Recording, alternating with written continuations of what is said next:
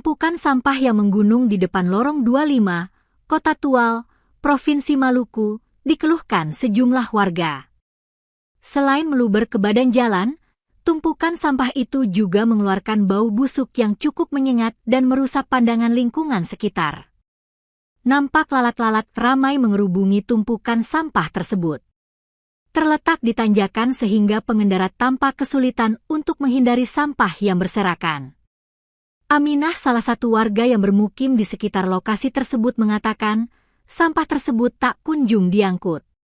Menurutnya, di sini bukanlah tempat pembuangan sampah, namun warga seenaknya saja meletakkan tas kresek hingga pampers bayi dan sampah rumah tangga begitu saja.